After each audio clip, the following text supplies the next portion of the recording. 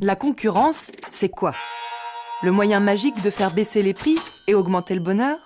Ou bien la guerre de tous contre tous au bénéfice de quelques-uns? Dans 3 minutes, vous saurez tout, ou presque. Prenons comme exemple un marché minuscule. On a des entreprises qui produisent et vendent le même produit, disons des zoupettes, et des clients qui les achètent. Les économistes appellent concurrence parfaite cette situation où toutes les entreprises en compétition sont soumises aux mêmes conditions. D'un côté, il y a les clients, de l'autre, il y a les zoupettes. Les clients observent les prix et choisissent forcément le plus bas. Si bien que celui qui vend plus cher, en fait, ne vend pas du tout. Résultat, chaque entreprise comprime ses coûts et ses marges au maximum. Le prix de la zoupette, déterminé par l'interaction entre de nombreux vendeurs et de nombreux acheteurs, s'établit tout près du minimum possible, compte tenu des coûts de fabrication. Les consommateurs achètent leurs zoupettes au meilleur prix, ils sont heureux.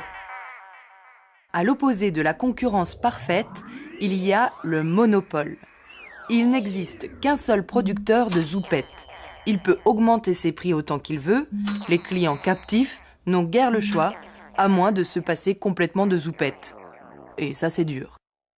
Entre la concurrence parfaite et le monopole, il y a l'oligopole. 2 ou 3 vendeurs, par exemple, se partagent le marché. La concurrence joue en théorie, mais en pratique, le risque d'entente sur les prix augmente fortement. Les consommateurs paient leurs zoupettes trop cher. Ils sont malheureux. C'est pour cette raison que dans la plupart des pays, le législateur a interdit monopole et oligopole ou les a encadrés strictement. Dans le monde réel, les exemples de concurrence parfaite sont rares. Le prix des abricots sur les marchés du Roussillon suit en gros le modèle, mais ce n'est pas le cas de la plupart des autres. Pour qu'il y ait concurrence parfaite, il faut réunir au moins 4 conditions. Petit 1, l'atomicité, ce qui signifie qu'il existe suffisamment de producteurs indépendants les uns des autres pour éviter toute entente sur les prix. Petit 2, la libre entrée. Il faut que des nouveaux producteurs puissent entrer sur le marché.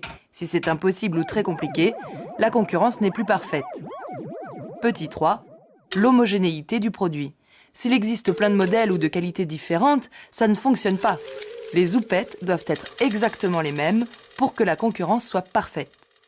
Sur le marché du vin, par exemple, chaque produit est différent, voire unique, si bien qu'il est difficile de comparer les prix, et qu'un prix élevé peut même devenir un argument commercial. Si c'est cher, ça doit être bon. Petit 4, la transparence.